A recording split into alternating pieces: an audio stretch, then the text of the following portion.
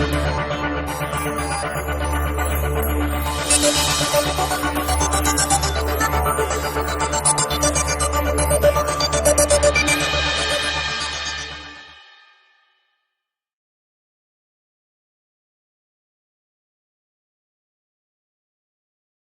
all of you. Now let's continue. تو last lecture میں ہم نے سیکشن 9 سٹارٹ کیا ہے اور اس میں ہم نے بزنس کنیکشن کیا ہوتا ہے وہ دیکھا. 3 پوائنٹس ہم نے دیکھے ابھی تک. Income from business connection in India will be deem to accrue or arise in India. Then income from an asset which is situated in India will be deem to accrue or arise in India. And income arising on transfer of that asset which is situated in India will also be deemed to accrue or arise in India. Right? 3 point دیکھے اپن نے. اور پھر business connection کے explanations دیکھے 2 اپن نے. پہلے ڈیمنگ فکشن, 3 کیسز میں بزنس کنیکشن مانا جائے گا اگر ایکسکلوزیو آدمی کام کر رہا ہے انڈیا میں اور ایکسکلوزیولی آپ کے لیے کر رہا ہے. 3 طرح کے کام, آرڈرز لینے کا, گڈس کو اسٹاک کرنے کا, یا پھر کانٹریکٹ کرنے کا. رائٹ؟ اور پھر اپن نے ایکسپشنز دیکھے تھے. تو ایکسپشنز میں 3 پوائنٹ تھے. Shooting of cinematographic film in India, purchase of goods for the purpose of export, and collection of news and views in India. ٹھیک ہے. اور جہاں بزنس کنیکشن ہوتا بھی ہے تو وہاں ہم نے پوائنٹ دیکھا کہ پورا انکم ڈیم نہیں ہوگا, part of the income which is attributable to the activities performed in India will be deem to accrue or arise in India. اتنے پوائنٹس ہم نے دیکھے تھے. گڈ. اب وہاں سے آگے چلتے ہیں. تو ایک نو ہاؤ ایگریمنٹ کا چھوٹا سا ایکسپلینیشن دیا ہے. اس میں کیا لکھا ہے دیکھو. In case of know how agreements, know how یعنی کہ نالج سپلائی کرنے کا جو ایگریمنٹ ہوتا ہے. I have got certain knowledge and I will give it to you for use. اس کو نو ہاؤ ایگریمنٹ کہتے ہیں.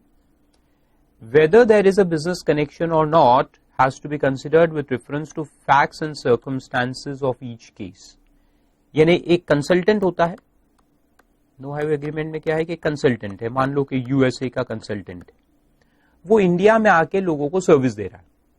Now he may be coming to India and giving service, or he may be sitting in US and giving service to an Indian receiver through electronic means, internet پہ based service یا phone پہ service دیتا ہوگا. God knows how he is giving service. تو اس consultant کا India میں business connection ہے کہ نہیں ہے, یہ سرکمسٹانسز کو دیکھتے ہوئے اپن نکالیں گے. سرکمسٹانس آف ایچ کیس, یعنی اگر وہ انڈیا آ کر کے یہاں پہ سروس دیتا ہے, ورک انڈیا میں کر رہا ہے, تو دین یس اس کا بزنس کنیکشن مانا جائے گا. لیکن اگر وہ باہر سے ہی سروس دے رہا ہے, ٹھیک ہے, ریسیور انڈیا میں, لیکن he is giving service from outside India only, تو پھر اپن شاید اس کو نہ مانے, اس کو بزنس کنیکشن نہیں مانیں گے, کیونکہ اس کا انڈیا میں کوئی ایکٹیویٹی نہیں ہو رہا accept that is client is in India, that's it. تو پھر اپن اس کو نہیں بھی مانیں گے بزنس کنیکشن. تو ایسا وہاں لکھا ہے کہ سرکمسٹانس کو دیکھتے ہوئے آپ دیکھو. Terms and conditions of agreement between the parties will have to be looked into in order to find out the business connection. ٹھیک ہے, ایگزام میں نہیں پوچھیں گے. پھر اس میں ایک بہت فیمس کیس لا ہے, بہت فیمس ہوا تھا یہ کیس, ابھی تک اس کے ریپرکشنز چالو ہے. انڈیا کی پوری اکانومی جس سے ہلتی ہے اور فورن انویسٹمنٹ جو انڈیا میں آتا ہے وہ اس سے افیکٹ ہوتا ہے. تو کیا ہے یہ کیس لا, اور اس کے ریزلٹ میں پھر گورنمنٹ نے کیسے لا کو امینڈ کیا, اور وہ امینڈمنٹ کے بعد کیا ہوا, اور امینڈمنٹ کے بعد جو ہلا اکانومی, تو اس کو بچانے کے لیے اب اس سال 2015 میں کیا امینڈمنٹس آئے ہیں اور گورنمنٹ نے کیا کیا ہے, یہ اپن اسٹڈی کریں گے. تو دیکھو کیس لا ہے, حالانکہ ڈیٹیل میں سمجھاؤں گا تو صحیح آپ کو, لیکن اس کو انڈرسٹینڈ کر کے رکھ دینا ہے. فائنل میں یہ بات امپورٹنٹ رہے گی, آئی پی سی سی میں اتنا امپورٹنٹ نہیں ہے, کیونکہ لیگیلٹیز کی بات کرے تو فائنل میں زیادہ امپورٹنٹ رہتی ہے, آئی پی سی سی میں اتنا نہیں پوچھتے. لیکن پھر بھی جنرل نالج کے لیے تو آپ کو معلوم ہونا ہی چاہیے, as well as for the purpose of making a base for CA final. تو دیکھو ووڈافون کیس تھا یہ. اب یہ کیس میں کیا ہوا تھا, بریف میں سمجھاتا ہوں آپ کو میں.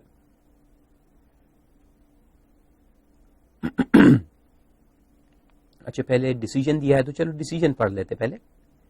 In the landmark decision, the Supreme Court reversed the decision of the Bombay High Court and held that Indian tax authorities did not have territorial jurisdiction to tax the offshore transaction, and therefore Vodafone was not liable to withhold Indian taxes. Withhold یعنی TDS کاٹنے کی ضرورت نہیں ہے, اس کو withholding of tax کہتے ہیں. Pair جب پیمنٹ کرتا ہے پیئی کو تو اس کو ٹیکس کاٹنا پڑتا نا, تو that is called as withholding of tax. اور نیچے لکھ دو آپ, withhold کا مطلب ہے TDS. تو اب یہاں کیا ہوا تھا میں آپ کو سمجھاتا ہوں. دیکھو نیچے دیا ہے فیکٹس آف دی کیس.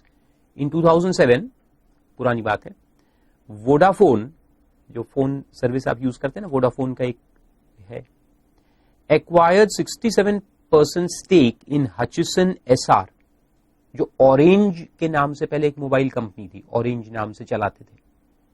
انہیں اس کا پگی ڈاگ ایک تھا, شاید آپ نے تو دیکھا بھی نہیں ہوگا, کئی سال پہلے تب آپ بچے ہوں گے, بچے ہی تو دیکھتے ایڈورٹیزمنٹ. انہیں ایک آدمی چلتے رہتا ہے, اس کے پیچھے ایک پگی ڈاگ تھا, ایک چھوٹا سا, وہ گھومتے رہتا تھا.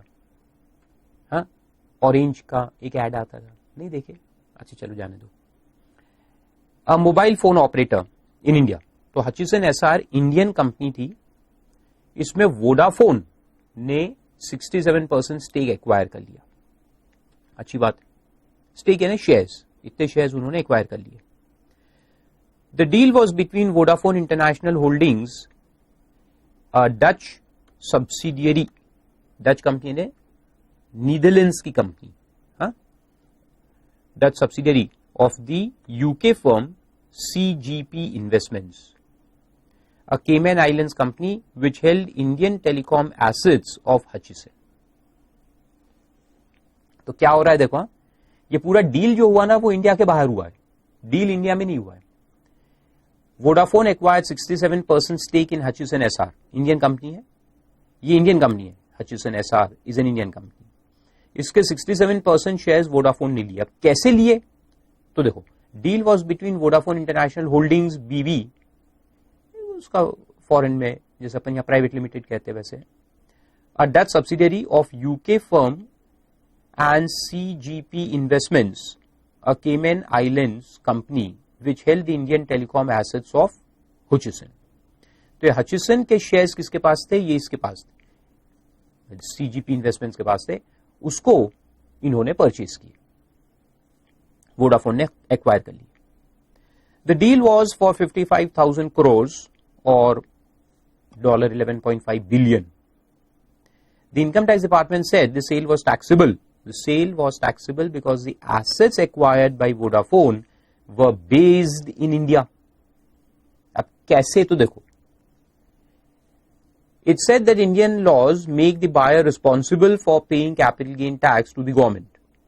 Buyer کو capital gain tax pay کرنا ہے, اور جو seller ہے, اچھا buyer is liable to pay نہیں کہ اس کو TDS ہولڈ کرنا پڑتا ہے, with holding of TDS کاٹنا پڑتا ہے on capital gains. Vodafone had failed to deduct, Vodafone کو ڈیڈکٹ کرنا چاہیے. دیکھو بائر یعنی جو پیمنٹ کرے گا سیلر کو, سیلر سے میں نے شیئرز ایکوائر کیے, سیلر کے ہاتھ میں کیپٹل گین آ رہا ہے, سیلر کے ہاتھ میں کیپٹل گین ہے, لیکن یہ جو بائر ہے, بائر کو اس کا TDS کاٹنا پڑتا ہے. یعنی یہ 55,000 کروڑ کا جو ہم نے پیمنٹ کیا سیلر کو, تو ہم کو اس میں سے TDS کاٹنے کا تھا, جو ووڈافون نے نہیں کاٹا. یہ آ گیا problem.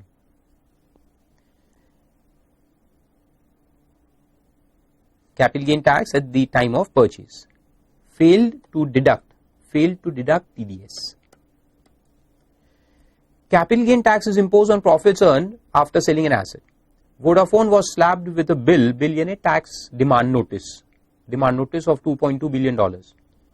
Vodafone claimed that India could not levy taxes because the transaction was made between non-Indian companies outside the country. India کے باہر ٹرانزیکشن ہوا ہے, اور اپن نے دیکھا نا اسٹارٹنگ میں نے آپ کو بتایا تھا نا کہ نان ریسیڈنٹ آدمی ہے, جو سیلر کمپنی ہے وہ بھی نان ریسیڈنٹ ہے, CGP انویسٹمنٹس ہولڈنگس وہ بھی نان ریسیڈنٹ ہے, ووڈافون بھی نان ریسیڈنٹ ہے, اور یہ ڈیل بھی باہر ہی ہوا ہے. تو انہوں نے کہا کہ بھائی ڈیل باہر ہوا ہے تو انڈیا میں کائی کا ٹیکس لگے گا, why should we deduct tax? If the income is not taxable in India then we should not deduct tax, we are not liable to deduct tax at source. After a detailed hearing before the three-judge bench headed by Chief Justice of India, the Supreme Court delivered its verdict on the case. Key highlights of the decisions are as under. अब देखो, interpretation of section 911 ये कहां से पैदा हुआ, वो पहले आपको मैं डायग्राम बना के समझाता हूं तो आगे का जजमेंट समझ में आएगा.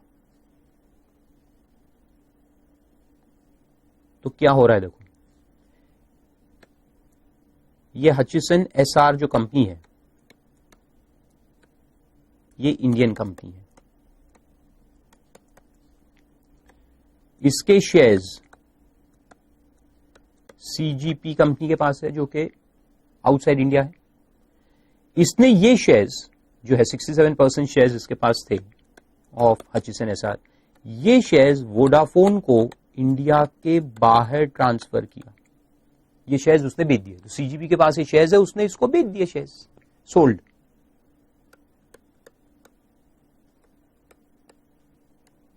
Transfer of shares to Vodafone. अब ये डील कहां हुआ देखो, ये डील ट्रांसफर ऑफ शेयर्स कहां हुआ, इंडिया के बाहर हुआ. अब ये भी कैसे किया ट्रांसफर मालूम है आपको, ये 67% शेयर सीजीपी के पास है.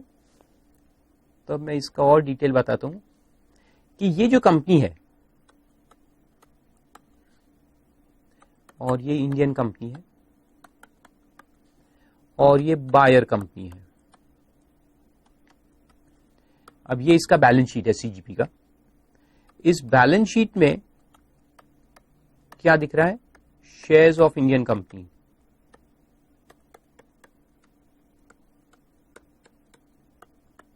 शेयर्स ऑफ इंडियन कंपनी दिख रहे हैं. अब ये इसका एसेट है, फिर यहां पे उसके शेयर्स है, ये उसके शेयर्स है. तो हुआ क्या देखो, इसके जो यानी ये जो पेरेंट कंपनी है, इसके जो होल्डिंग थे, ये शेयर्स का जो शेयर होल्डर है ये, इसने क्या किया कि ये शेयर्स ये बायर को बेच दिए. तो सेल ये वाले शेयर्स का हुआ है टू द बायर, सेल ये वाले शेयर्स का नहीं हुआ है. ये शेयर्स अभी भी इसी कंपनी के पास, लेकिन इस कंपनी का जो मालिक था उसने उसके शेयर्स ये बायर कंपनी को बेच दिए, वोडाफोन. तो ये शेयर्स का ट्रांसफर इधर हो गया. अब सवाल यह आया कि ये शेयर्स कौन सी कंपनी के, फॉरेन कंपनी के शेयर्स है. और सेल कहां हुआ है, आउटसाइड इंडिया, सेल फॉरेन में हुआ है. तो एक्रूवल कहां है, आउटसाइड इंडिया. ये कंपनी कह रही है कि एक्रूवल आउटसाइड इंडिया है, और इसने इसको जो पैसा दिया वो भी आउटसाइड इंडिया दिया. तो सेलर के लिए जो रिसीट है वो भी आउटसाइड इंडिया है. और सेलर खुद कौन है, नॉन रेसिडेंट. तो देखो, सेलर अगर नॉन रेसिडेंट है, उसको इनकम एक्रू हो रही है इंडिया के बाहर और रिसीव भी हो रही है इंडिया के बाहर. जब दोनों चीज बाहर है और सेलर भी कौन है, नॉन रेसिडेंट है, तो ये इंडिया में डीम होगा क्या. ये पूरा केस वो थर्ड पॉइंट पे है जो हमने लास्ट लेक्चर में पढ़ा ना, cell of an asset which is situated in India. तो ये जो एसेट है ये इंडिया के बाहर है. ये शेयर्स है ना, शेयर्स तो फॉरेन कंपनी के, इंडिया के बाहर है. जब ये इंडिया के बाहर है तो एक्रूवल इंडिया के बाहर है, रिसीट भी इंडिया के बाहर है, सेलर भी इंडिया के बाहर है. तो ये टैक्सेबल होगा क्या इंडिया में, no, not taxable in India. Supreme court ने कहा कि ये टैक्सेबल नहीं है, नॉट टैक्सेबल इन इंडिया. अगर ये टैक्सेबल ही नहीं है तो बायर जब सेलर को पेमेंट करेगा, बायर जब सेलर को पेमेंट करेगा तो उसको टीडीएस काटना है क्या, नहीं. टीडीएस तब काटना पड़ता है जब सेलर के हाथ में इनकम इंडिया में टैक्सेबल हो. यहां तो टैक्सेबल है ही नहीं, तो टीडीएस का ही का काटने का, तो टीडीएस कटेगा ही नहीं. ऐसा कंपनी का कहना था. गवर्नमेंट का क्या कहना था मैं आपको बताता हूं. गवर्नमेंट का ही कहना था कि भाई देखो, ये शेयर्स जो है, ये शेयर्स तो इंडियन कंपनी के, तो इंडियन कंपनी के जो एसेट्स है इंडिया में, ये एसेट्स से ये शेयर्स की वैल्यू आ रही है ना. ये शेयर्स किसके, इंडियन कंपनी के. अगर मेरे पास है शेयर्स ऑफ रिलायंस, तो शेयर की कीमत जो आती है वो किससे आती है, रिलायंस का जो बिजनेस है, रिलायंस के जो एसेट्स है उससे शेयर की कीमत आती है. समझ में आ रहा है ना. बैलेंस शीट में क्या होता है, एसेट्स एंड शेयर कैपिटल. तो शेयर कैपिटल की कीमत, इंट्रिंसिक वैल्यू अपन निकालते हैं ना अकाउंट्स में, तो इंट्रिंसिक वैल्यू कहां से आती है, assets divided by number of shares. Net assets divide by number of shares will give us value पर शेयर. तो शेयर की वैल्यू कहां से आती है? कंपनी के एसेट्स से. तो वो इंडियन कंपनी जो है उसके एसेट्स इंडिया में है. इसका बिजनेस तो इंडिया में है ना, तो इसके एसेट्स इंडिया में. वो इंडिया में जो एसेट्स है उससे वैल्यू ये शेयर्स को आ रही है जो इसके पास एसेट है, और ये इसका एसेट है, तो इससे वैल्यू इसके शेयर्स को आ रही है. उसके एसेट से वैल्यू ये शेयर्स की आ रही है, और ये शेयर्स से वैल्यू ये शेयर्स की आ रही है, और ये शेयर्स बिका है. तो गवर्नमेंट ने कहा कि ये शेयर इनडायरेक्टली इंडिया में ही है, सिचुएटेड इन इंडिया, क्योंकि उसकी वैल्यू तो वहां से आ रही ना. समझ में आ रहा है आपको? ये देखो, ये कैसा है मैं आपको बता दूं कि बॉयज रहते ना, तो वो क्या करते हैं कि लड़की अच्छी दिख रही है, ठीक है, अच्छी बात है, अच्छी बात है, खूबसूरत है, बहुत अच्छी बात, बातें अच्छी करती है, बहुत अच्छी बात, कुकिंग वुकिंग जानती है, नहीं जानती, ठीक है, चलेगा, बाई बना लेगी घर में, कोई प्रॉब्लम नहीं है. लेकिन सबसे पहली चीज क्या देखते हैं? उसके बाप के पास पैसा कितना है. क्यों देखते हैं? देखो ये जोक है, सीरियसली मत लेना, ये एग्जाम्पल दे रहा हूं. ये बाप, ये लड़की, और ये आप. तो आप लड़की से शादी करते हैं, लेकिन लड़की की कीमत जो है, जिसकी वैल्यू है, वो कहां से आती है? उसके बाप के एसेट से आती है. अब आया ना समझ में? ये सिर्फ एग्जाम्पल है, हाँ? कोई बुरा नहीं मानने का, सिर्फ एग्जाम्पल है. तो मैंने तो लड़की से शादी की, या मैंने ये नहीं, आपने लड़की से शादी की, लेकिन आप बड़े खुश क्यों? उसके बाप के पास बहुत पैसा है. तो बाप के एसेट से लड़की की वैल्यू होती है, और लड़की आपके पास है तो आपको वैल्यू मिल रही है. कहां से मिल रही है? बाप के एसेट से. तो ये शेयर्स जो यहां ट्रांसफर हुए, उसकी वैल्यू ये शेयर से आ रही है जो ये कंपनी के, और ये कंपनी के एसेट्स कहां है? इंडिया में. तो गवर्नमेंट कहता है कि ये शेयर भी deem to be situated in India माना जाएगा. और इसलिए डीमिंग फिक्शन लगा करके हम इनकम को इंडिया में टैक्स करेंगे.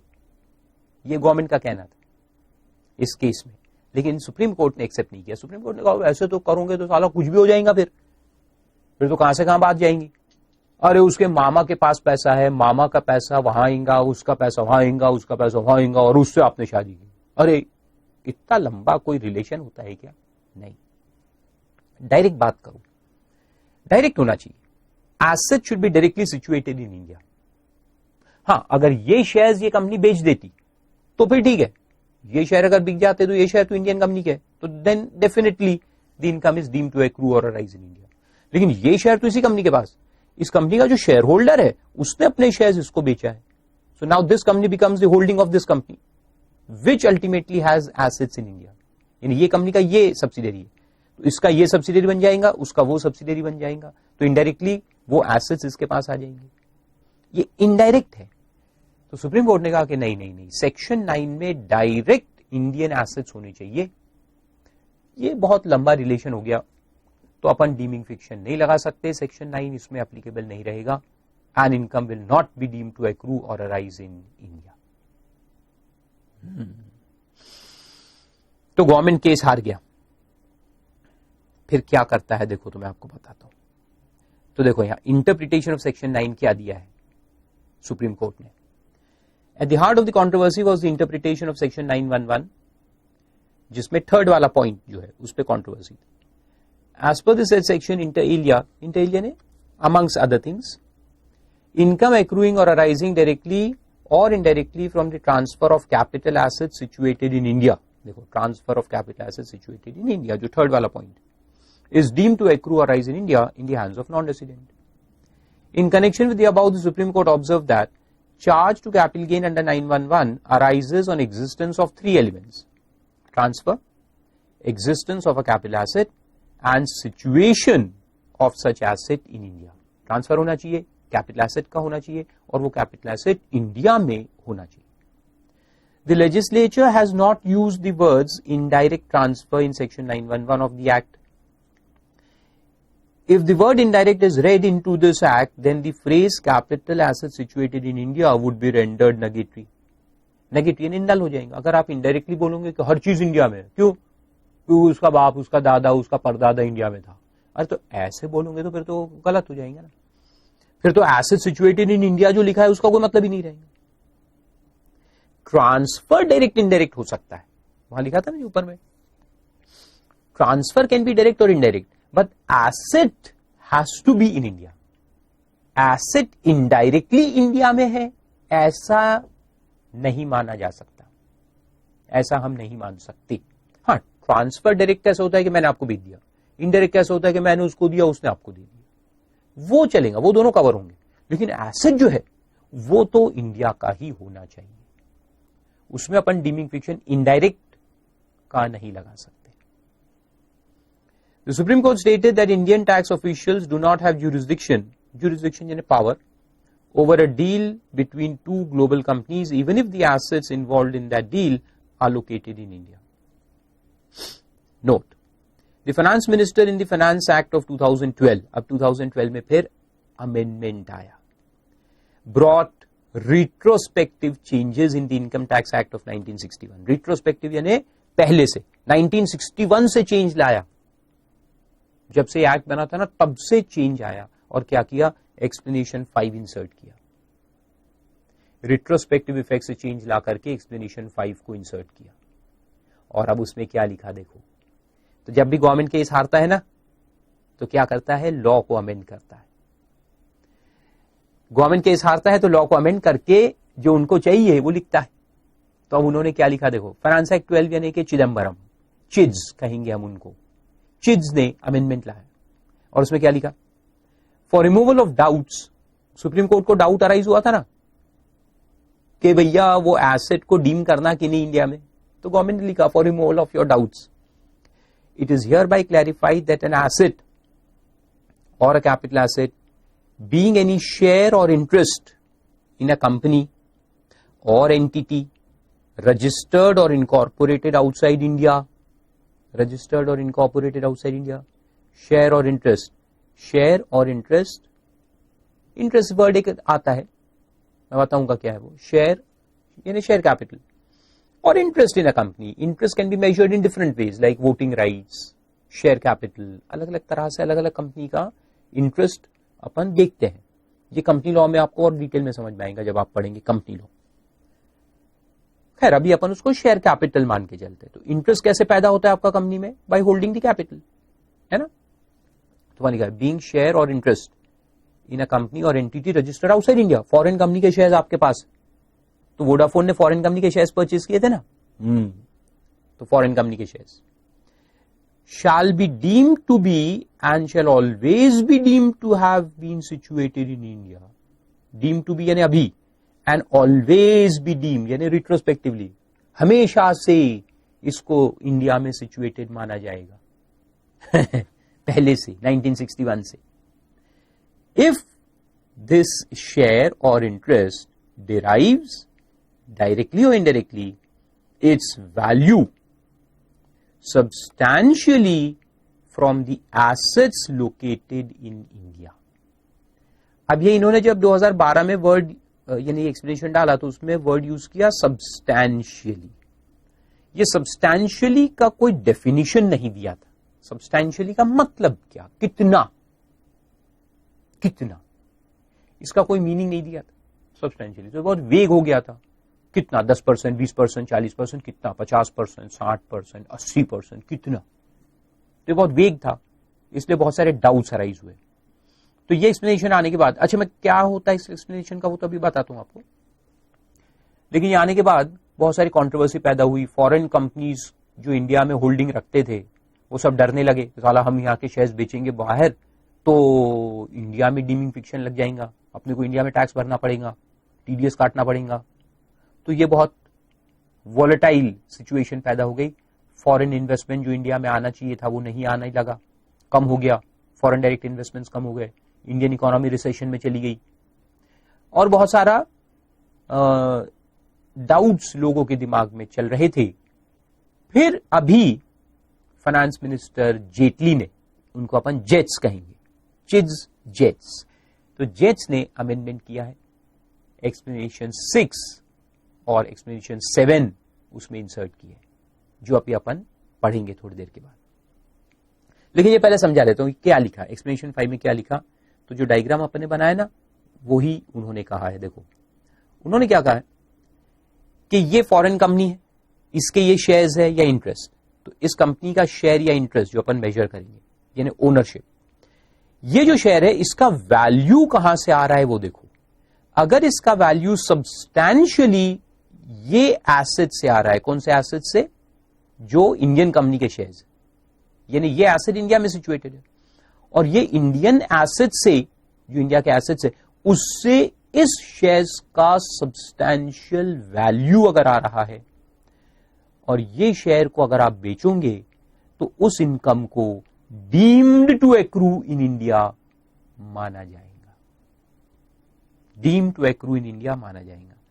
چلے پھر سے میں سمجھاتا ہوں آپ کو, ایک اور ایگزامپل لے کے سمجھا کہ یہ فورن کمپنی ہے, ٹھیک ہے, یہ اس کا بیلنس شیٹ, یہاں اس کے شیئرز ہیں, اور اس کے پاس ایسٹس کیا ہے, تو شیئرز آف انڈین کمپنی, جس کا ویلیو اس کے بیلنس شیٹ میں دکھ رہا ہے 110 whatever crores, lakhs, billions, and other foreign assets, کچھ ایسٹس اس کے فورن میں بھی ہے, لینڈ, بلڈنگ جو بھی ہوگا, وہ ہارڈلی کچھ ہے 30-40 لاکھ کے ہیں, تو ٹوٹل 150 ہے اس کے پاس, ٹوٹل ایسٹس 150, جس میں انڈین کمپنی کے جو شیئرز ہیں نا وہ میجر ہے. دیکھو سبسٹینشیل ویلیو وہاں سے آ رہا ہے, یعنی اس کے ایسٹس میں سبسٹینشیل ایسٹس کیا ہے, انڈین کمپنی کے شیئرز, اور یہ والی انڈین کمپنی جو ہے اس کے جو ایسٹس ہے وہ سارے انڈیا میں ہیں, اس کے پورے ایسٹس انڈیا کے ہیں, اور یہاں اس کے شیئرز ہیں لائبلٹی سائڈ پہ, یہ شیئر یہ اس کے پاس ہے, یہاں یہ انڈین کمپنی ہے جس کے ایسٹس انڈیا میں ہے, اس کے شیئر اس کے پاس ایز ایسٹ, یہ ہولڈر ہے, یہ والے شیئرز کا ہولڈر یہ ہے, اور اس کی اگر بیلنس شیٹ دیکھی جائے تو میجر ویلیو اس سے آ رہی ہے. دیکھو انڈین شیئرز کی ویلیو میجر ہے, باقی فورن ایسٹس کچھ ہے تھوڑے بہت, ایسے ٹوٹل ہے. تو یہ شیئرز جو اس کے پاس,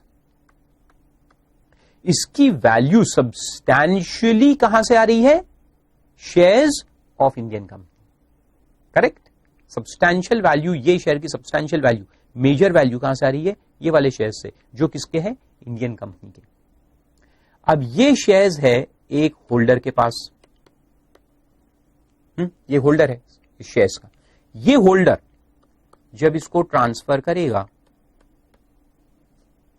تو اس کا انکم ہم انڈیا میں ڈیم کریں گے. تو یہاں پہ لگائیں گے ایکسپلینیشن 5 ٹو سیکشن 9(1)(1), وہ جانے دو آپ, اور اس کو ڈیم کریں گے deemed to accrue or arise in India.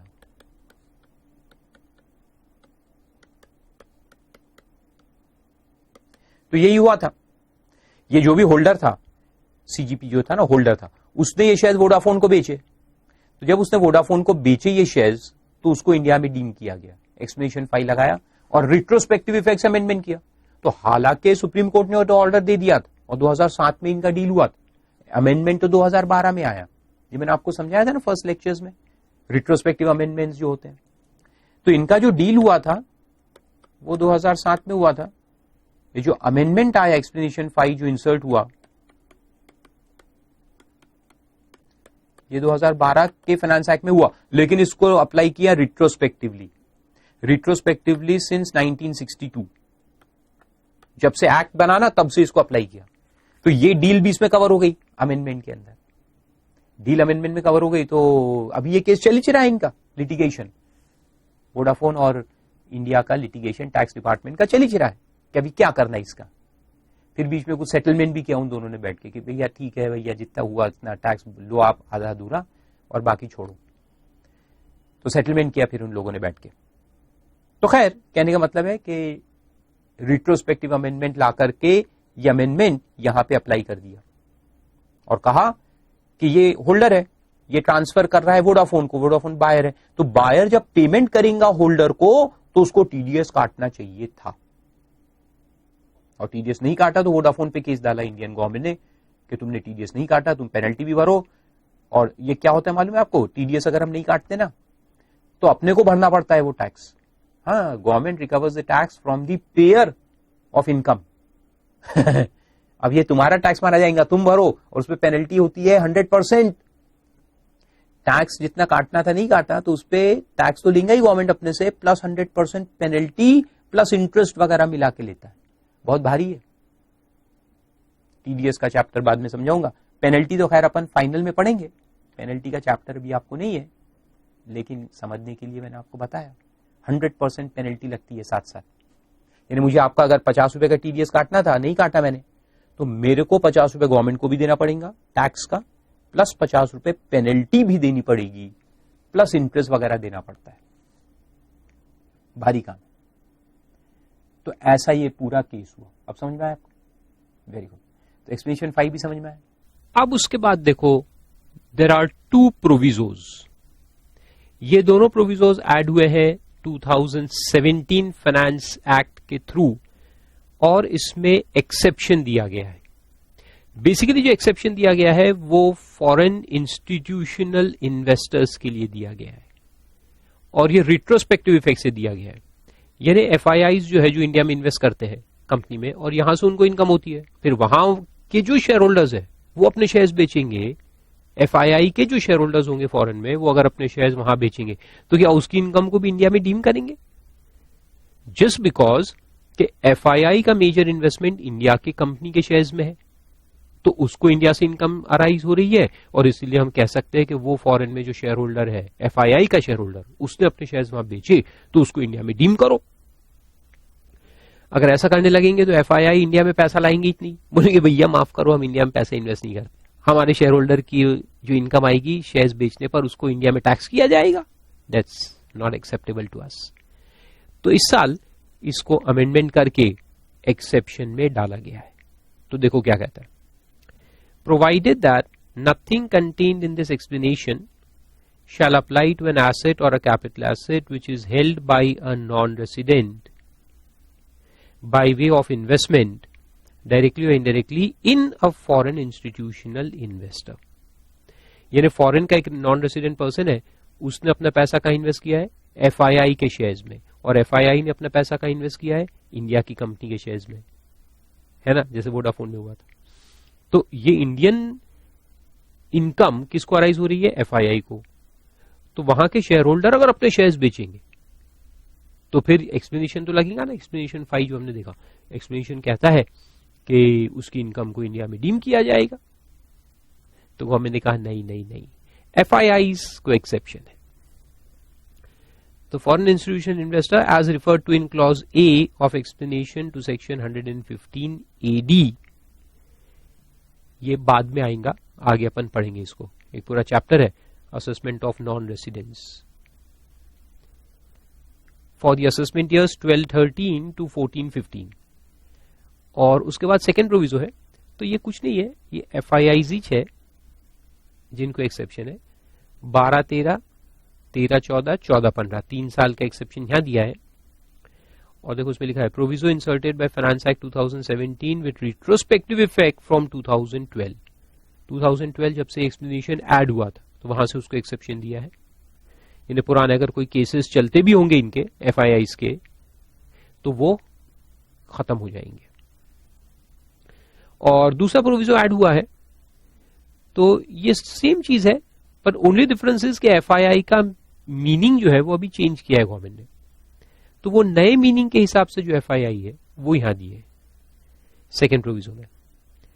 اس میں لکھا ہے دیکھو, provided further that nothing contained in this explanation shall apply. Nothing shall apply یعنی کہ this explanation will not apply means the deeming fiction will not apply to an asset or capital asset which is held by non resident by way of investment directly or indirectly in category 1 or category 2 foreign portfolio investors under the Security Exchange Board of India Foreign Portfolio Investors Regulations of 2014 made under the SEBI Act of 1992.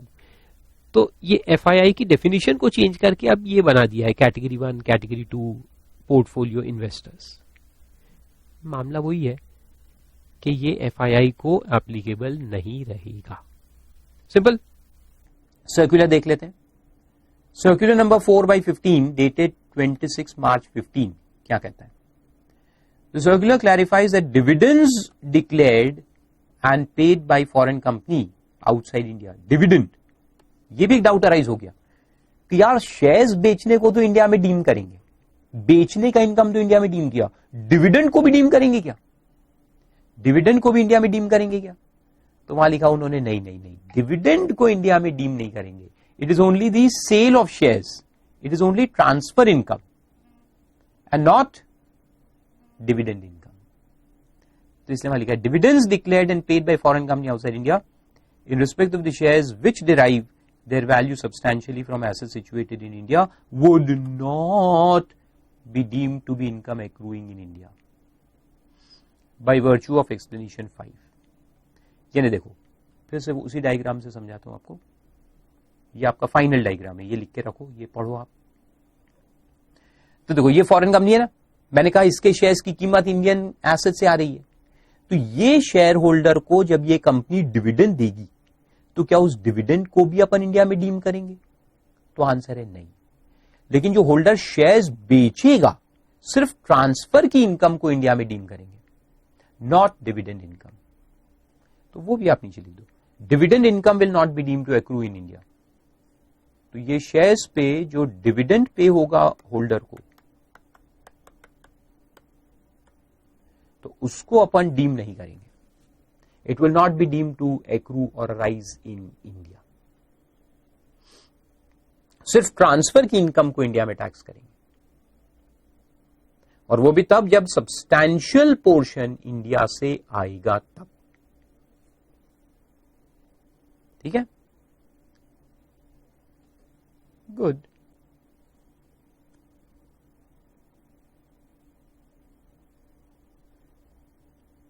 پھر explanation number 6 اور 7 دیکھو insert ہوئے.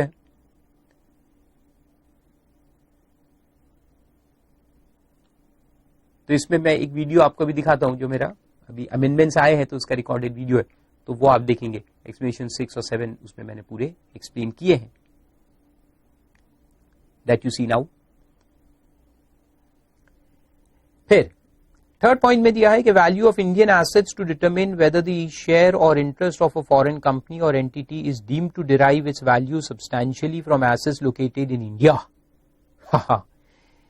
اب یہ بھی ایک interesting amendment ہے, section 9 کا امینڈمنٹ ہے. آپ سیکشن 9 میں آپ لوگ جانتے ہیں ایک ایکسپلینیشن 5 ایڈ ہوا تھا, آئی تھنک 2013 میں ایڈ ہوا تھا, جہاں تک مجھے یاد ہے, یا 2012 میں ایڈ ہوا تھا. تو ووڈا فون کیس کے بعد کیا ایڈ ہوا تھا کہ اگر کوئی فارن کمپنی ہے یا رادر کوئی انڈین کمپنی ہے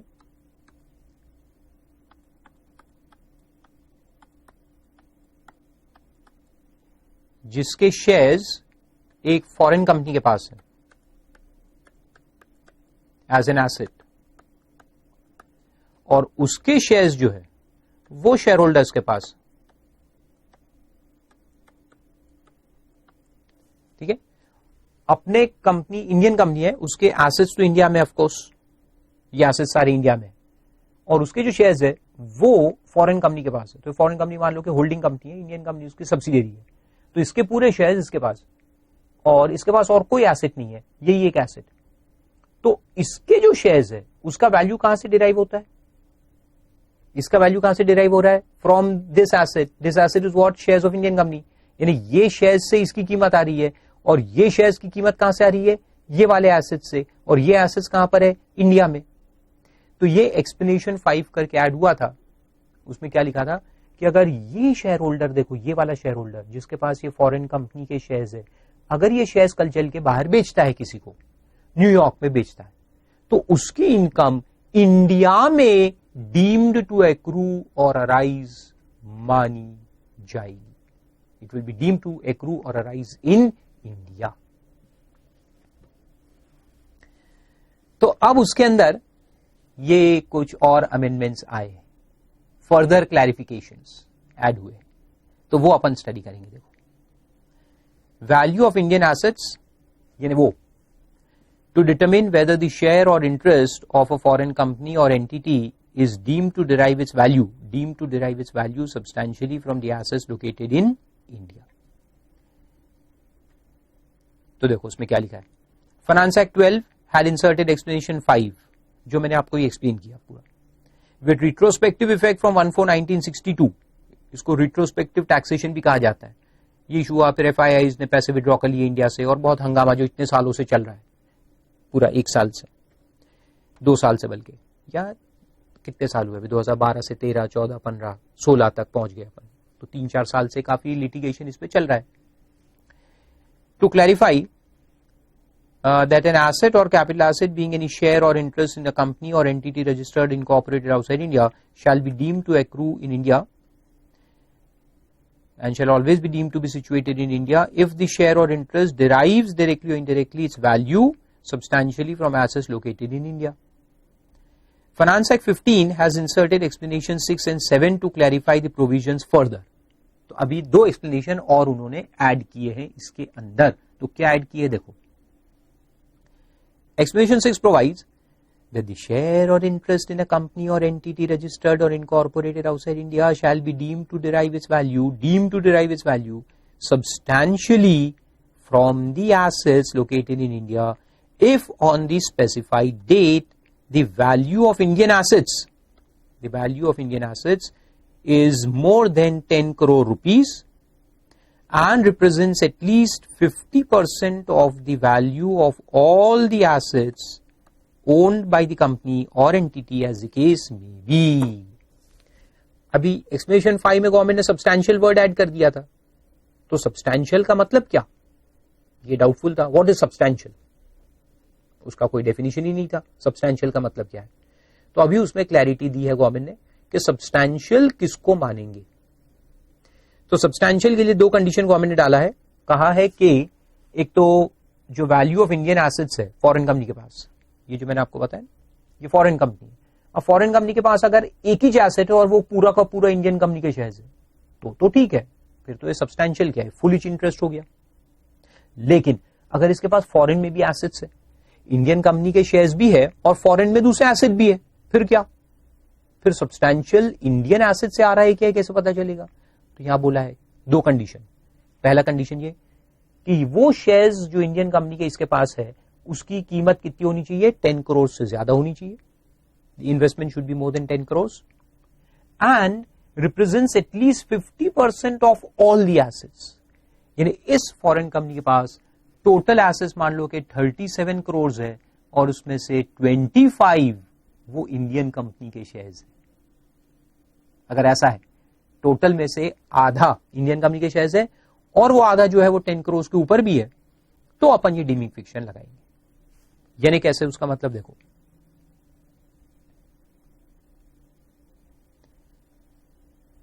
یہ فورن کمپنی ہے,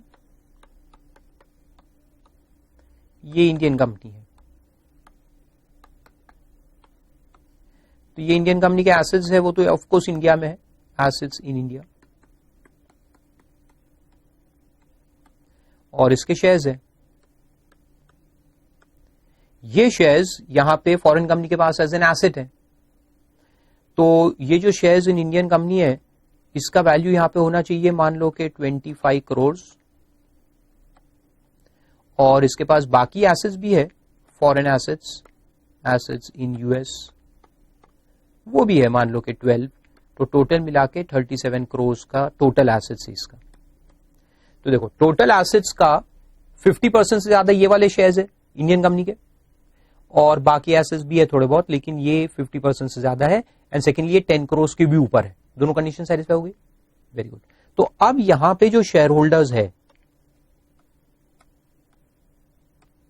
یہ جو شیئرز ہولڈ کرنے والے جو لوگ ہیں, جو شیئر ہولڈرز ہیں,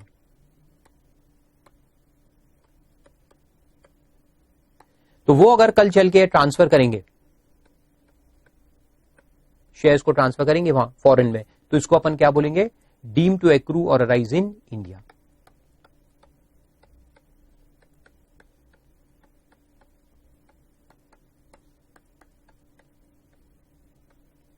dam to accrue or arise in India اس کو مانا جائے گا. سمپل.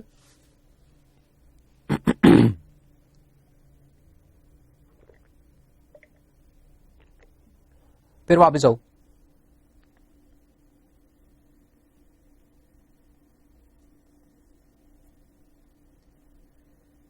پھر میننگ آف سرٹن ٹرمز بھی دیا اس کے اندر. ویلو آف ایسٹ کیسے لیں گے, تمہاری لکھا ہے the fair market value on the specified date of such asset without reduction of liabilities, if any, in respect of the asset determined in the prescribed manner. Fair market value determined in prescribed manner अपन निकालेंगे. Specified date का मतलब क्या है? The date on which the accounting period of the company or as the case may be the entity ends, यानी कि 31st March, preceding the date of transfer, यानी date of transfer जैसे share holder ने share कब बेचा, इस साल 15-16 में बेचा, तो अपन 31st of March 15 का वैल्यू निकाल के चेक करेंगे, या जो भी उस कंपनी का, क्योंकि फॉरेन कंपनी है तो फॉरेन कंपनी 31 मार्च को बनाएगी बैलेंस शीट, या कब बनाएंगे अपने को नहीं मालूम, जब भी उसने बनाया होगा सेल के डेट के पहले वो अपन लेंगे, that is specified date. However, the date of transfer shall be the specified date of valuation in case where the book value of the assets of the company or entity on the date of transfer exceeds by at least 15% the book value of the assets as on the last balance sheet date preceding the date of transfer.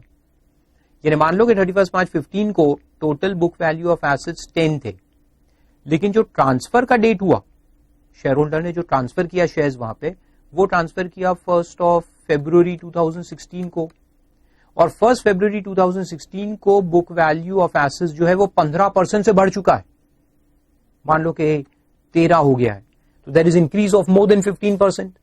तो फिर अपन ये 31 मार्च ना लेकर के ये दिन का लेंगे, फिर एक्चुअल डेट ऑफ ट्रांसफर का फिर अपन वैल्यूएशन करके लेंगे. ठीक है, date of transfer would be the specified date if in case the book value of assets of the company or entity on the date of transfer, यानी कि ये exceeds by at least 15%. तो यहां ये लास्ट बैलेंस शीट डेट के दिन book value 10 था, लेकिन अभी कितना हो गया, 13 हो गया, 15% से ज्यादा इंक्रीज हो गया ना, तो फिर अपन इस दिन का लेंगे. देन अकाउंटिंग पीरियड क्या लेना है? अकाउंटिंग पीरियड का मतलब क्या है? तो वो लिखा 12 मंथ्स जो होता है वो अकाउंटिंग पीरियड होता है. However, each period लेंगे. However, where the company or an entity referred to in the explanation file regularly adopts a period of 12 months ending on a day other than 31st March, then complying with the provisions of the tax laws of the territory and so on and so forth. ये सब आपके कोई काम का नहीं रहता, बहुत technical रहता है, अंदर की बात होती है. बेसिकली 12 मंथ्स जो वो कंपनी फॉलो करती है वो अपन अकाउंटिंग पीरियड लेंगे, और नहीं तो फिर 31 मार्च का एंडिंग लेंगे. And first accounting period means जहां से कंपनी चालू होती है वहां से लेकर के 31 मार्च वो फर्स्ट अकाउंटिंग ईयर माना जाएगा. And later accounting period will be of 12 months each. और जो सीजेस टू एग्जिस्ट हो जाता है तो उसका 1 अप्रैल से लेकर लास्ट अकाउंटिंग ईयर जब बंद हुआ था उसके बाद से लेकर के डेट ऑफ सीजिंग तक उसका अकाउंटिंग ईयर गिना जाएगा. तो that can be less than 12 months. फिर उसके बाद एक एक्सप्लेनेशन नंबर 7 भी ऐड हुआ है, तो वो अपन देखते हैं. तो एक्सप्लेनेशन 7 क्या कहता है, देखो आप, उसमें लिखा है, it provides that no income shall be deemed to accrue और arise, no income shall be deemed to accrue और arise to a non resident from transfer outside India of any share of और interest in a company or an entity registered or incorporated outside India in the following cases. यानी वही है कि जो foreign company है उसके जो share holders है, तो ये अगर अपने शेयर्स इंडिया के बाहर ट्रांसफर करेंगे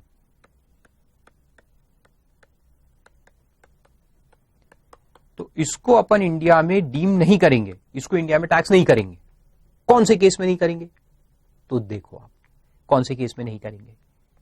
first case number 1, foreign company और एंटिटी, जो फॉरेन कंपनी या एंटिटी है directly owns the assets situated in India. तो पहला वर्ड अंडरलाइन करो, directly owns the assets situated in India. तो ये पहला केस अपन डायरेक्ट वाला देखते हैं. फिर दूसरा केस आएगा इनडायरेक्ट वाला, जो ये वाला था. तो डायरेक्टली ओन्स में क्या लिखा है पहले अपन देख लेते हैं, फिर मैं उसका चार्ट बना के आपको समझाऊंगा तो पूरा समझ में आएगा. एंड द ट्रांसफरर جو شیئر کا ٹرانسفرر ہے whether individually اکیلا اور along with his associated enterprises, either اکیلا خود سے یا پھر along with his associated enterprises. associated enterprises کیا ہے؟ وہ جو ٹرانسفر پرائسنگ میں اپن دیکھتے نا وہی ہے, same definition. at any time in the 12 months preceding the date of transfer does not hold, یعنی پچھلے 12 مہینے میں کبھی بھی اس نے ہولڈ نہیں کرنا چاہیے, کبھی بھی ہولڈ نہیں کرنا چاہیے, ایک دن بھی ہولڈ نہیں کرنا چاہیے 12 مہینے کے اندر. کیا نہیں ہولڈ کرنا چاہیے؟ Number 1, the right of management or control in relation to the foreign company or entity. یہ جو فورن کمپنی اینٹی ہے اس کا مینجمنٹ یا کنٹرول اس بندے کے پاس نہیں ہے, اس کے پاس نہیں ہے. اور the voting power or share capital or interest exceeding 5% of the total voting power or total share capital or total interest as a case میں B of the foreign company or entity. ٹھیک ہے, تو اس کو سمجھتے اپن کیا بولنے کا مطلب ہے, بہت سمپل ہے. So what it tries to say is کہ یہ فورن کمپنی ہے اور اس کے پاس ڈائریکٹلی انڈیا کے ایسٹس ہیں, assets in India, x amount کے ایسٹس ہے, سیدھے ایسٹس انڈیا کے. یعنی کہ کون ہے؟ ملٹی نیشنل کمپنی ہے جس کے کچھ ایسٹس انڈیا کے بھی ہوتے ہیں. They have got investments in India also and they have got investments in out side India also. Assets in India and assets out of India, foreign assets جس کو اپن بولیں گے, بہت سارے ہیں. ٹھیک ہے, یہ ٹوٹل ایسٹس ہو گئے اس کے, اور یہاں اس کے شیئرز ہیں. ٹھیک ہے, اب یہ شیئرز کا اگر کوئی بیچتا ہے تو یہ شیئر کا انکم کہاں, یہ شیئر کا ویلیو کہاں سے ارائیز ہو رہا ہے؟ آؤٹ آف دیز ایسٹس, جس میں سے کچھ ایسٹس انڈیا کے بھی ہے نا. تو پھر اپن یہ بول سکتے نا کہ شیئر کو بیچنے کا جو انکم ہے وہ dam to accrue or arise in India ہوا. کیوں؟ کیونکہ اس کا ویلیو تو یہاں سے آ رہا ہے, ایسٹس ان انڈیا سے, اور یہ ڈائریکٹلی اونڈ ہے, directly owned by foreign company in India. تو اس کو ڈائریکٹلی اونڈ ایسٹس کہتے ہیں. اب دیکھو, یہ شیئر کا ایک شیئر ہولڈر ہے, دیر از اے شیئر ہولڈر جو کہ پچھلے 12 مہینے میں in last 12 months prior to the date of transfer of his shares, ٹھیک ہے, in last 12 months does not hold control, does not hold a control in management etc, یا پھر اس کے جو شیئرز ہے وہ ہے لیس دین 5% of total share capital or interest.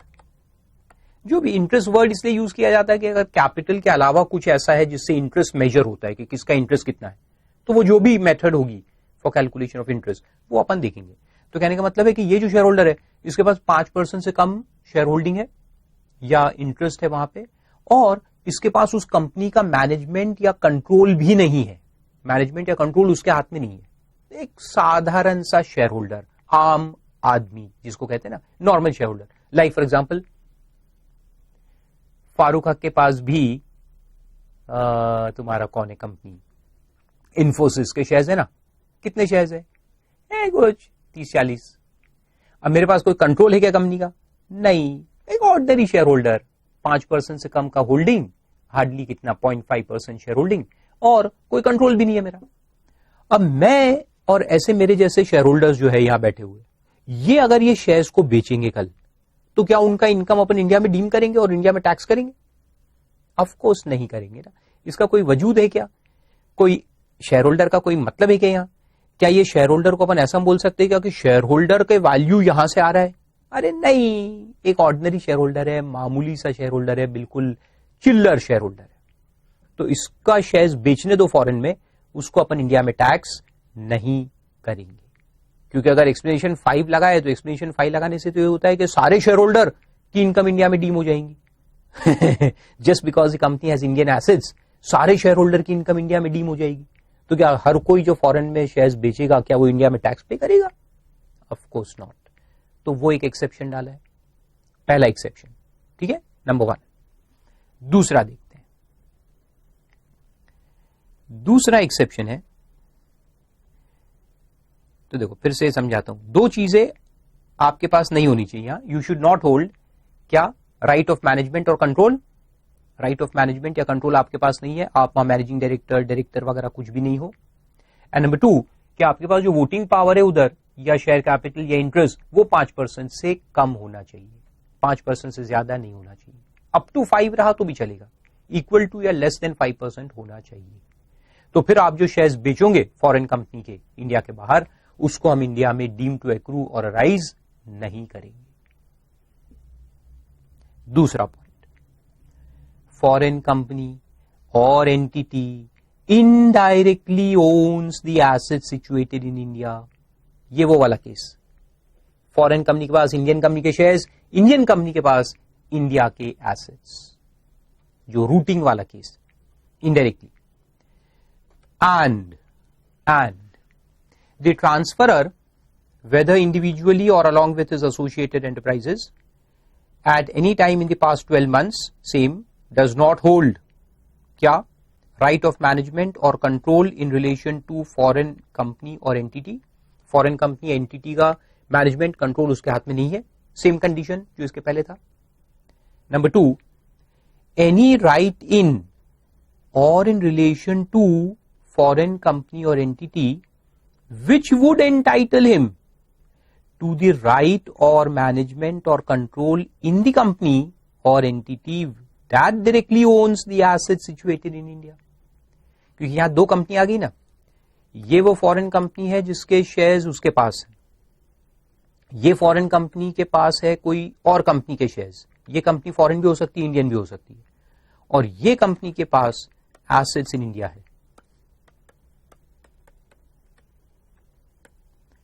یہ فورن کمپنی کے پاس یہ کمپنی کا ہولڈنگ ہے اور یہ کمپنی کے پاس انڈیا میں ایسٹس, تو اس کو انڈائریکٹ ہولڈنگ کہتے ہیں. Indirectly has assets in India.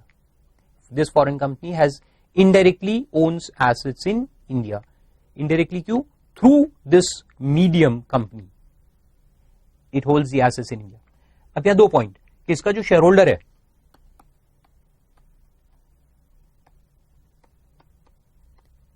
اس کے پاس یہ کمپنی کا مینجمنٹ رائٹ یا کنٹرول نہیں ہونا چاہیے, اور یہ کمپنی کا بھی مینجمنٹ یا کنٹرول نہیں ہونا چاہیے. دونوں میں سے کسی کا بھی مینجمنٹ یا کنٹرول نہیں ہونا چاہیے, اس کمپنی کا بھی اور اس کمپنی کا بھی. ٹھیک ہے, تو وہ اس میں لکھا ہے, دیکھو, any right does not hold any right in or in relation to foreign company or entity which would entitle, یعنی یہاں پہ اس کے پاس کوئی ایسا رائٹ نہیں ہے جو اس کو انٹائٹل کرے کہ اس کے پاس اس کمپنی کا مینجمنٹ یا کنٹرول آ جائے ڈائریکٹلی اور انڈائریکٹلی. سمجھ میں؟ تو پہلا پوائنٹ ہے, he does not have a right of management or control of the foreign company.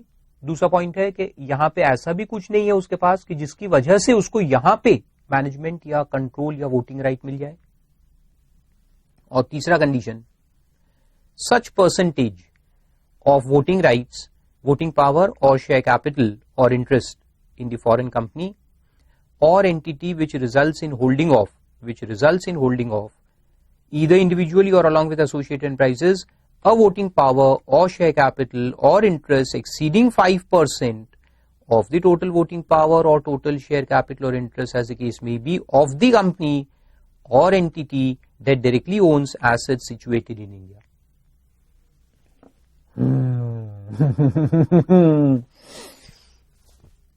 کیا سمجھ میں آیا؟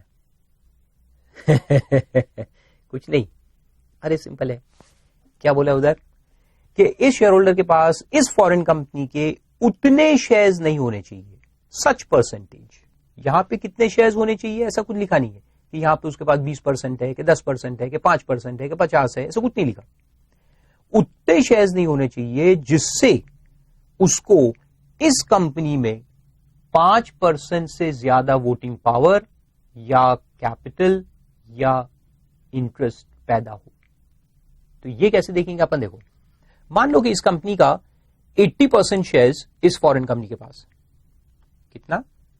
80% شیئرز. باقی 20% دوسرے لوگوں کے پاس. اب میرے پاس اگر یہاں سے اس کمپنی کا، میں ایک شیئر ہولڈر ہوں، میرے پاس اس کمپنی کے شیئرز ہے. کتنے؟ مان کے چلو کہ 6% شیئرز ہے. Let's take it 6%. So I own 6% shares of the foreign company. تو ابھی اپن نے یہ نہیں بولا کہ اپنے پاس اس کمپنی کے 5% نہیں ہونے چاہیے.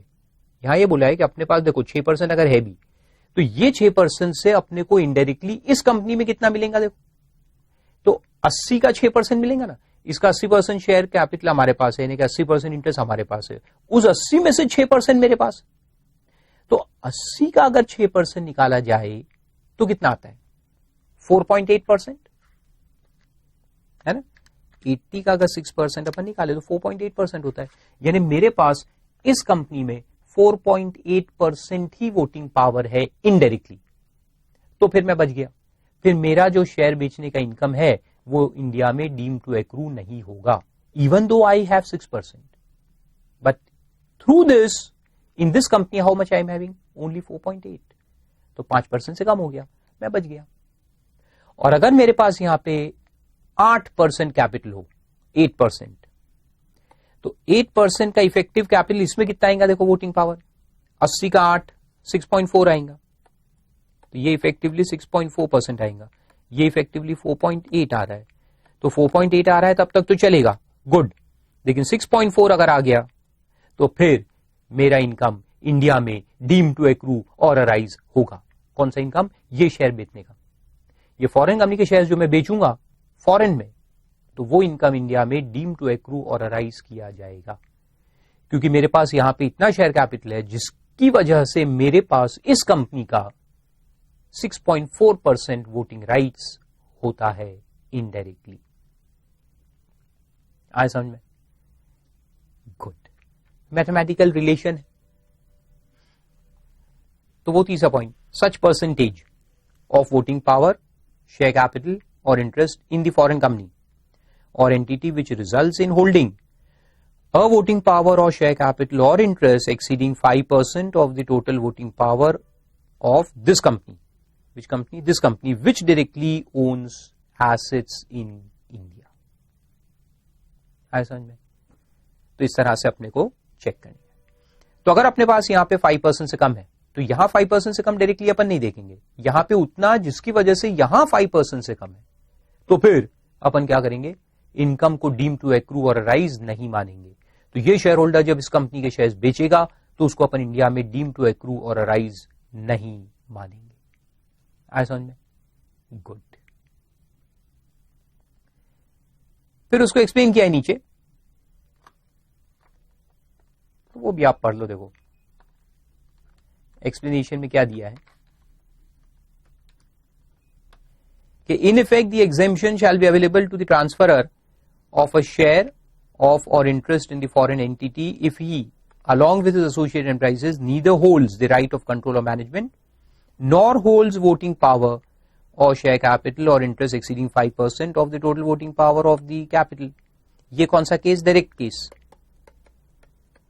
ڈائریکٹ فورن ایسٹ اگر کمپنی کے پاس ہے تو یہ والا پوائنٹ. اور دوسرا پوائنٹ کیا ہے؟ یہ والا انڈائریکٹ والا ہے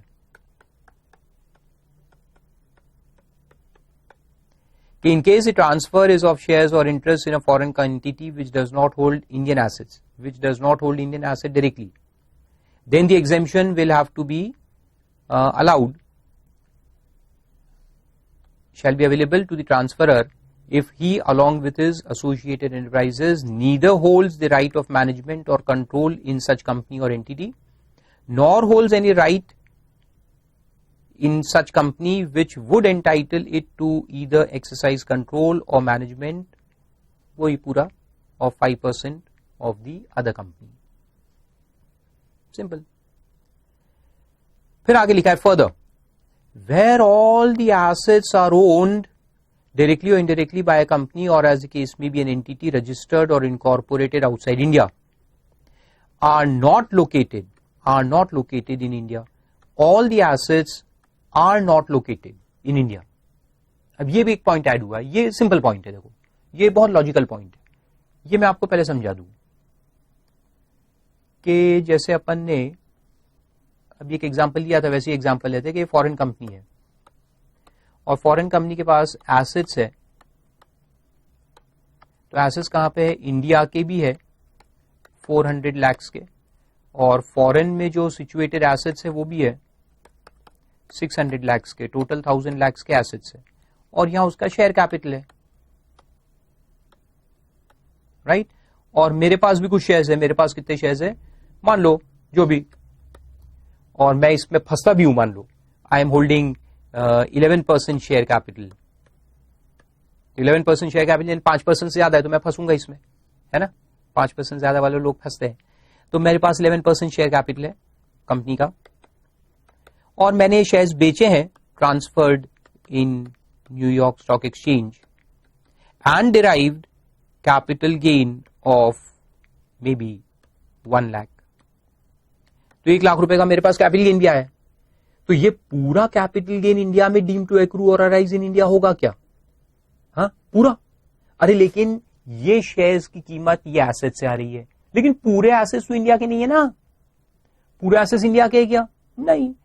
400 انڈیا کے ہے, 600 تو فورن کے ہے نا. تو اس کا ریشو کتنا ہے 40:60 یا 4:6. تو پھر یہ انکم جو ارائیز ہو رہی ہے بیچنے پر, کیا یہ پوری انکم انڈیا میں ڈیم کریں گے؟ Of course not. اس کو بھی تو پروپورشنیٹلی لینا پڑے گا. تو اس کو بھی پروپورشنیٹلی لیں گے, 4:6 میں ڈیوائڈ کریں گے. تو 4 کے پروپورشن کا جو اماؤنٹ آئے گا 40,000, یہ انڈیا میں ڈیم کریں گے. اس کو انڈیا میں ڈیم کریں گے اور ٹیکس کریں گے. لیکن جو 60,000 روپے آئے گا یہ انڈیا میں ٹیکسیبل نہیں ہوگا, because that value is derive from foreign assets and this value is derive from Indian assets. تو یہ ٹیکسیبل ہوگا, وہ ٹیکسیبل نہیں ہوگا. Simple logic. تو یہ وہاں لکھا ہے کہ اگر فورن کمپنی کے پاس جو ایسٹس ہے وہ پورے کے پورے اگر انڈیا میں نہیں ہے, یعنی کہ اس کے پاس کچھ ایسٹس انڈیا کے بھی ہے اور کچھ ایسٹس فورن میں بھی ہے, تو پھر اپن کتنا اماؤنٹ انڈیا میں ڈیم کریں گے؟ پروپورشنیٹ. تو وہ ادھر لکھا ہے دیکھو. Further where all the assets owned directly or indirectly by company or as the case may be entity registered or incorporated outside India are not located in India. The income of the non-resident transferor from the transfer outside India of the share or interest in the foreign company or entity, sab to grammar hai pura, deemed to accrue or arise in India under this clause shall be only such part of the income as is reasonably attributable to assets located in India and determined in the prescribed manner. پھر یہ asset کا value کب لو, کیسے لو, یہ سب prescribe manner ہے. تو وہ ابھی اپن نیچے دیکھیں گے. پھر لکھا ہے ایسوسیٹڈ انٹرپرائز کا مطلب کیا ہوتا ہے. تو اس میں لکھا ہے associated enterprise in relation to another enterprise means an enterprise which participates directly or indirectly or through one or more intermediaries in the management, control or capital of the other enterprise, or in respect of which one or more persons who participate directly, indirectly or through one or more intermediaries in the management or control or capital of one enterprise are the same persons who participate directly, indirectly or through intermediaries in the capital, control or management of the other enterprise.